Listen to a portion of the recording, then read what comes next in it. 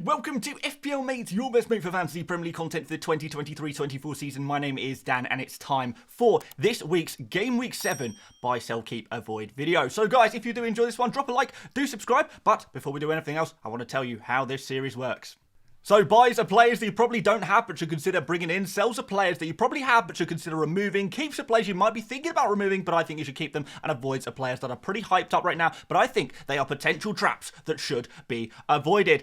Before we go any further, let's have a look at our results from last week. How did they get on? So guys, we did it with an absolute stinker in Game Week 5. We pulled it back in Game Week 6 with some great selections here. A lot of the players I said would do well have done well, and a lot of the players I said I didn't think were worth buying or potentially worth selling actually stunk the whole place out. So guys, yes, the buys did pretty well. Leno and Botman did pretty good as well. Kudos if you went for Trippier as well, who we did mention in the video. And Bumo and Alvarez, disappointing results from them, but we'll move forward. What I'm really impressed by the most is the sells and the avoids though, because the sells got 0.0 points, a -2 points and 1 point. So if you managed to sell any of those players, congratulations, you probably did pretty well in this game week. And in the avoid section, Romero on a -2. Now, I'm not going to lie to you guys, I didn't exactly predict an own goal there, but I knew that Spurs would concede goals against Arsenal, and that's exactly what they did. Doku and Awani proved to be traps from last week as well. So, with some great predictions from last week, 12 out of 16 correct for that one game week only.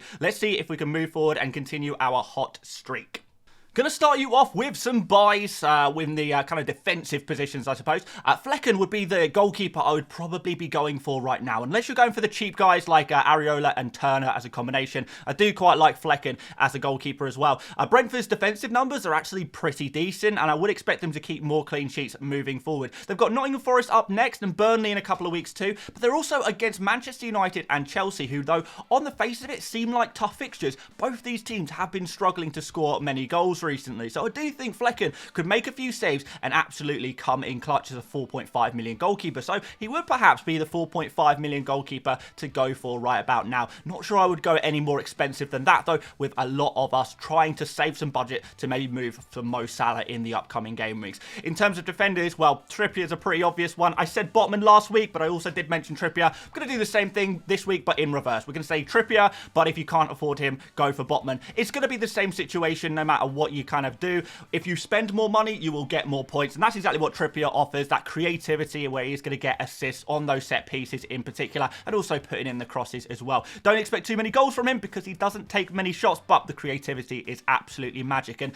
Newcastle's defensive numbers continue to be very, very good, despite the fact that they have had some tough fixtures so far this season. So moving forward, Burnley, West Ham, Crystal Palace and Wolves, they could easily get 3 out of 4 clean sheets in this run of fixtures, and I do hope that they will do so as I look to invest in the Newcastle defence myself. So if you've already got Botman, maybe Trippier is your next Newcastle addition to your defence. If you've got neither, just make sure you've got one of those Newcastle bad boys. You need them in your team. In midfield, Heung-min Son seems to be getting more and more essential. Yes, indeed, I know Erling Haaland is an essential player. So is Mo Salah considered a player if you're on a wild card you're definitely going to want to go for. Well, another player who I don't see myself going forward in this FPL season without is going to be Heung-min Son. He is playing as a central striker still. He's doing super well there. We know how clinical he is, which is why he's been able to score so many goals, despite the fact that his XG hasn't been enormous. But I think moving forward, if he continues in this new role, he's going to get more and more chances to score. He's going to get better in this role. We've already seen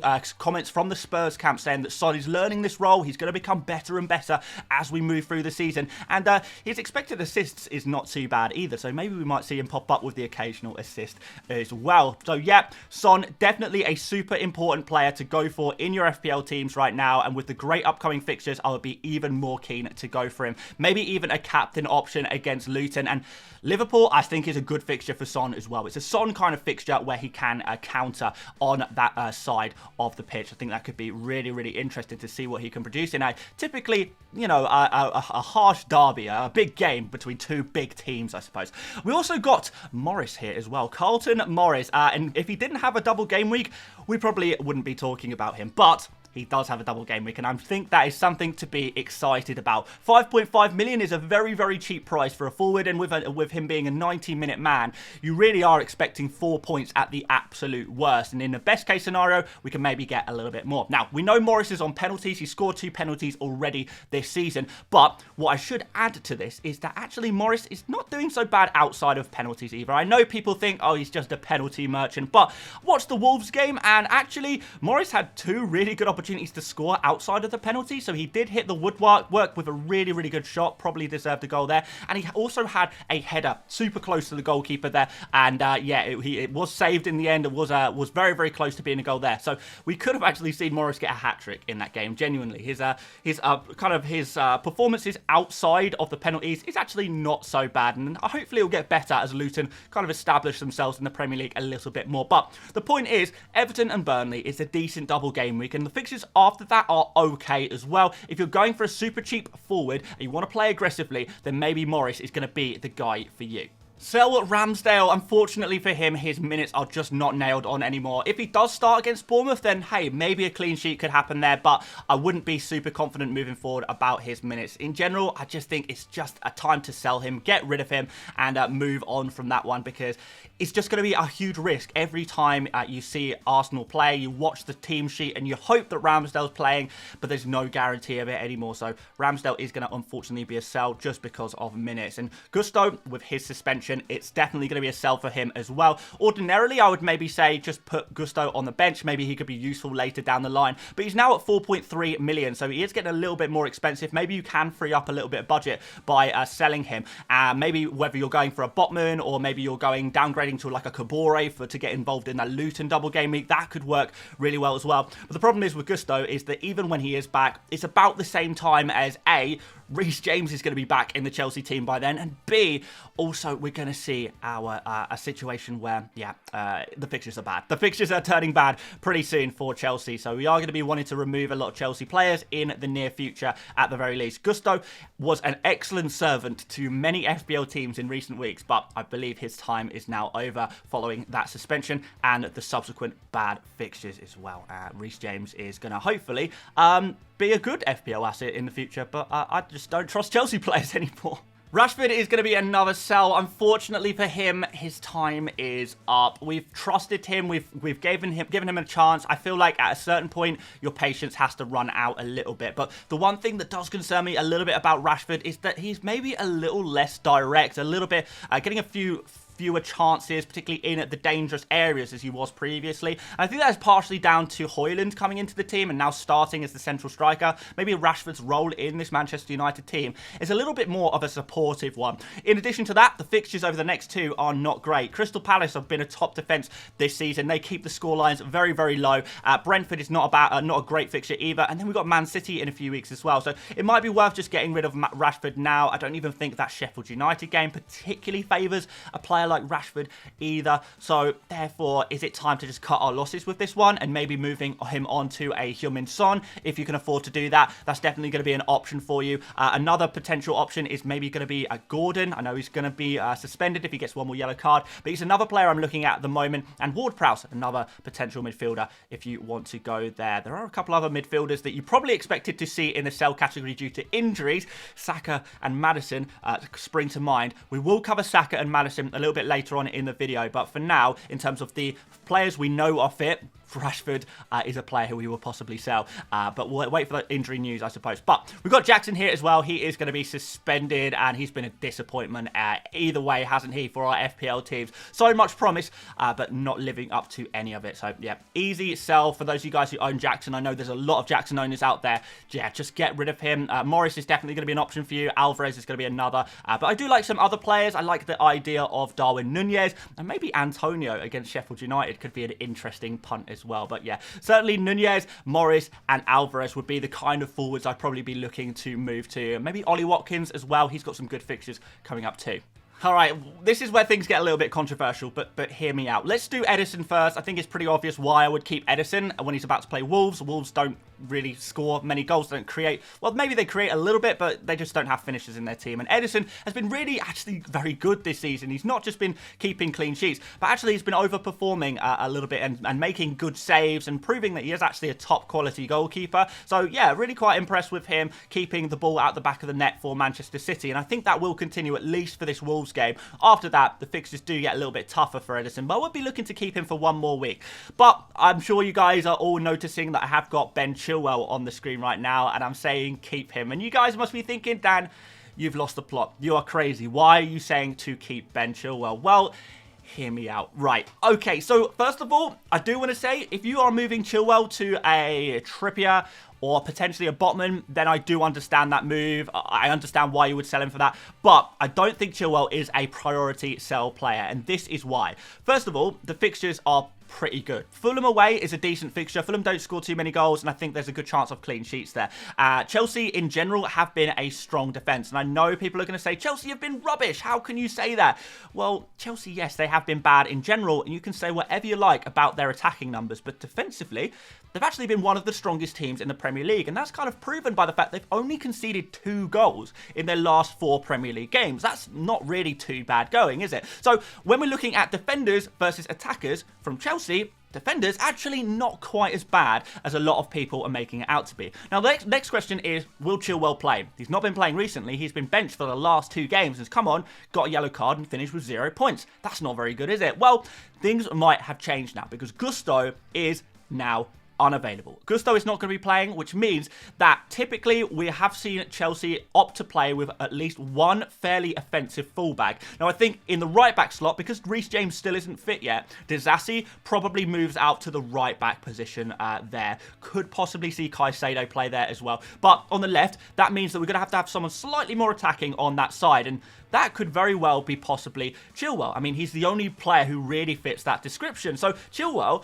in theory, should be back in this Chelsea team. We've also got the fact that the experiments so far without Chilwell have not worked at all. Drawing with Bournemouth, not scoring any goals against Aston Villa either, and Aston Villa haven't exactly been a great defence this season, so something needs to change, and the thing that needs to change is probably put Chilwell back in the team, because every time Chilwell is on the pitch, he is in dangerous areas, he is creating dangerous chances, he is, you know, looking to go one-on-one with the goalkeeper and take shots. We've seen this before, and if he is back in the team and starting and playing 90 minutes, or at least close to 90 minutes, one, we're going to get the benefits of a good Chelsea defence against a weak Fulham attack, and we're also going to get a Chilwell who actually, you know, is a pretty dangerous player. Now, I'm not going to say it's definitely going to happen, that Chilwell's definitely going to start, but the upside here is actually reasonably high this game week. I could easily see Chilwell getting a 12-pointer in this game. I can easily see him getting a clean sheet and an assist in this game, and suddenly everyone will be saying, oh, wait, maybe Chilwell is good. Things have changed. We've got that suspension to Gusto. We've got a situation where Chelsea, it hasn't been working very well recently. Something needs to change. Something has to change because of the suspension, and if Chilwell comes back into the starting 11, then suddenly he becomes a pretty decent FPL option again. Now, I know people will just be looking at the 0 points from last 2 game weeks and say, Dan, I don't care. I don't care about the future. Look at the past. Well, that's fair enough, but the way I like to play FPL is to try and look and predict future points, try and predict what is going to happen in the future based on the past. And I don't think just because he's been dropped the last 2 games, he's got yellow cards in the last 2 games, necessarily means that's going to happen in the following game week. I think Chilwell is a better option this game week than he was last game week. So if you still have him, I don't think you need to sell him. Of course, if you're going for Trippier, if you're going for Botman, definitely understand it, but I don't think you need to sell Chilwell, particularly if there are bigger issues in your team right now. Keep Mbumo as well. Wasn't too long ago when he was considered basically essential, but a couple of blanks have kind of put a lot of people off him, and he's being sold by a lot of people. Hundreds of thousands of FPL managers are selling Mbumo. That's maybe even going to be an advantage for those of you guys who are able to keep him. Nottingham Forest next is not the worst fixture in the world, and he's still, you know, getting in some dangerous areas, and he's going to be on penalties as well.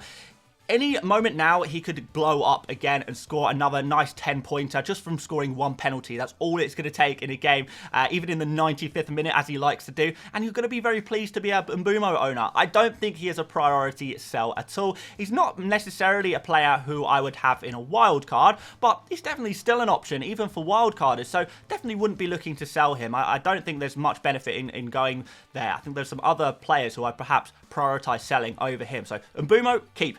Alvarez, also a keep. Few people selling him, a few people moving him to Morris. That's the one, that's the line I draw, I'm afraid. Yeah, Morris, look, he's got a double game week, and there's every chance he could get a decent haul out of that. But Julian Alvarez is still a fantastic football player. Owners really unlucky last game week with Rodri getting red carded. Alvarez was just a player who was sacrificed in that game. Wolves have some really bad defensive numbers. They've been defending pretty poorly all season, and a player as dangerous as Alvarez on set pieces in great form is going to be the kind of player who does do the damage in this game. So would not be looking to sell Alvarez at all, would even possibly be looking to buy him. So yeah, definitely a keep for me. On to some avoids. We'll start off with a Spurs duo, and it's basically for the same reasoning as I gave last week against Arsenal. I just expect Spurs to concede goals in this game. I really do. Spurs have been very, very mediocre defensively, and that's just part of their game plan. Very positive moving forward, but in defence, it is a little bit all over the place, and they are going to concede goals, particularly to the top teams like Arsenal last week and like Liverpool this week as well. In fact, even forgetting the fact that Spurs are all over the place right now defensively and are conceding chances, you also have to remember that Spurs versus Liverpool, I can't remember the last time Spurs kept a clean sheet against Liverpool. I'm talking in the last several years. Honestly, Liverpool are a top attack. Have no mistake about that, and they probably will score against Spurs. So we'll be looking to not only avoid players like Vicario and Udogie, but if you already have these players, and I already do have Udogie in my team, he is firmly on my bench right now. So unless you're on a wild card and looking to plan for future game weeks, I would just wait one more week before bringing in these Spurs guys. Just wait one more week. You don't need to do it right now. Save your transfer and, yeah, wait on these. And then after that, we're going to have Fulham and Crystal Palace and, yeah, Fulham and Crystal Palace? Fulham and Luton, and that's going to be a lot better, isn't it? So, yeah, not yet, but soon on the Spurs defenders. Neto, he is another very popular player, and I've seen a lot of people, throwing in comments on the YouTube videos and on Twitter saying, Neto, I'm buying him, I think he's amazing, let's get Neto, 5.6 million, what a bargain. And Neto, in fairness, has done pretty well so far this season, hasn't he? But he has been overperforming quite a lot, and that does worry me, because typically, when you're a creative player for Wolves, usually that means you're not going to be getting many assists, because there's not too many finishers at Wolves. Now, obviously, Neto was going to do well against Luton. Luton tax, any player could do well there. We kind of know this by now. If you pick the best player from a team that's about to play Luton, you're probably going to get some FPL results from it. But we don't have Luton next game week. We have quite the opposite. We've gone from one end of the spectrum of fixture difficulty to the other, because Man City is next. And if there's one rule in FPL, is you don't buy an attacker when they're about to play Manchester City. They are just too good. So yes, I am going to be saying Neto is going to be a void. If you really, really want to get this player, then at least wait until after this game week before you go for him. But right now, he is going to be an avoid. Edouard, I'm also going to put him in the avoid category, at least temporarily, just because we do have the news that he does potentially have a hamstring issue. He hasn't had the full scan yet, so we don't know exactly what the issue is, but it could be that he's out for several weeks. Roy Hodgson does not seem too pleased with the situation with Edouard at the moment, and there is concerns that it could be him out for a fair amount of time. So just hold fire on Edouard until we get more information, but it doesn't look particularly good for him right now. And yeah, those of you guys who own him already may even be looking to sell him this game week. So yeah, Edouard, do not buy him until we know the injury situation. And if it turns out he is unavailable, then not only should you avoid him, but also sell him as well. So yeah, there we go. There is the final avoid of the video. So in conclusion, guys, we've got a double game week. Don't blame me if you want to go in on them. I do definitely think that Newcastle players are the way forward right now, and I would be looking to go in on Son if at all possible, even 1 week early when he plays against Liverpool, and getting ready for that nice run of Luton and Fulham after that. Do want to make a quick note here on Saka and Maddison as well, because we've had recent news that both of those players are potentially injured. So Saka, first of all, it's not looking particularly good. He's been ruled out to play in the League Cup this week, but there is some suspicion that he might not be available for the Bournemouth game at the weekend either. So wait until the end of the week. Hopefully we get some new news. We will find out if he's in training or not. But right now, Saka is unavailable for this week's games. But by the weekend, he could be back. Not sure what the chances are of that right now. So maybe a transfer we need to think about making later on in the week. Hold your transfers until we hear about the Saka news. With Maddison, it's looking a bit more positive. The injury is not suspected to be as bad as initially thought, and he is expected to be available for the Liverpool game at the weekend. We've already seen him do it once, miraculously return from injury, ready for the weekend. I think he can do it again, so I'm feeling more optimistic about Maddison than I am on Saka right now. But again, maybe wait a couple days to get full information on that one. So there you go, guys. Those are your buy, sell, keeps, and avoids. If you enjoyed this one, please do drop a like. Really does help out the channel. Do subscribe if you want to get this in your subscription feed every single week, because that's what we do on this FPL channel. And yeah, guys, if you want to check out Fantasy Football Hub, they are still running their win your mini league or your money back offer. So you subscribe to Fantasy Football Hub, which, by the way, is free for the first 7 days. And you can cancel if you don't like your subscription. If you do, you can start paying for your subscription. And if you don't win your mini league, they'll just give you your whole year subscription back. Just put it back in your bank account. So it's a really good deal, and they're only running it until the Gameweek 7 deadline. So final call out for that one. If you want that deal, make sure you go ahead and get it now. But aside from that, guys, thank you so much for watching once again, and I will see you later, mates.